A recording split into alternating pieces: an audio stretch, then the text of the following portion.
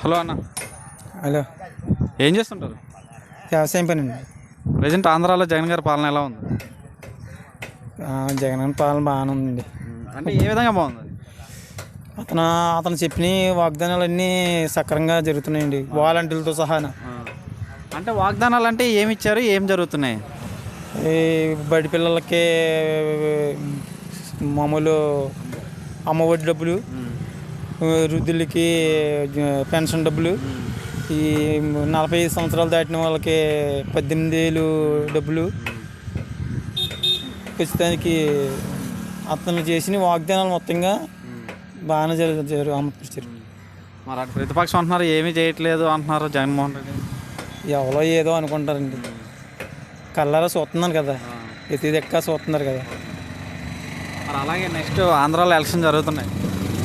అటు పవన్ కళ్యాణ్, చంద్రబాబు నాయుడు, ఇటు జగన్మోహన్ రెడ్డి, రెండాట్లో ఏది బాగుంటుంది అంటే ఏది వస్తుంది? పవన్ కళ్యాణ్, జగన్మోహన్ రెడ్డి అంటే ఇప్పుడు చూస్తున్నారు కదండి ప్రజలు. ఇప్పుడు పుచ్చిదానికి అయితే జగన్కి తప్ప ఎవరికి వేయరండి.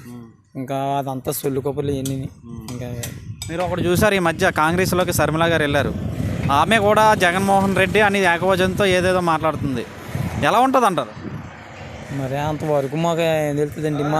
మన దేశం, మన గొల్గొండ మండలంలో ఏం జరుగుతుందో మేము చెప్పగలం. మరి అంటే మీ ఊర్లో ఏమేమి అభివృద్ధి జరిగింది, ఏమేమి కార్యక్రమాలు చేశారు? మా ఊర్లో కార్యక్రమాలు అంటే సచివాలయాలు, ఇలా కేడిపేట నుంచి గొల్గొండ, మల్లంపేట, చెన్నీపాలెము, తర్వాత ఇదేమ్మా పాత మల్లంపేట, చీడిగొమ్మల సచివాలయాలు అనుకున్నట్టు సచివాలయాలు వేసిపోయాయి. ఇప్పుడు అందులో ఆఫీసులు కూడా ఓపెనింగ్ అయిపోయినాయి. మరి అలాగే వాలంటీర్ వ్యవస్థ వల్ల ఉపయోగాలు ఉన్నాయంటారా? చాలా ఉన్నాయి. 4 గంటలు ఎగుతున్నారు వాలంటీర్లు. తెల్లవారుజాము 4 గంటలు ఎగుతున్నారు. మేము ఇంకా లెగలేదు. వచ్చి తలుపు కొట్టి ఇంటింటికి ఏం పెట్టించుకొని డబ్బులు ఇచ్చి వెళ్ళిపోతున్నారు. తెల్లారిపోతాడికి ఎవరిలో కూడా వదలకుండా ఇంటింటికి లెగ్గొట్టిస్తున్నారు వాలంటీర్లు. చాలా బెనిఫిట్గా ఉంది ముసలిళ్ళకి. మరి నెక్స్ట్ ఆంధ్రాలో ఎవరు సీఎం అవుతారంటారు?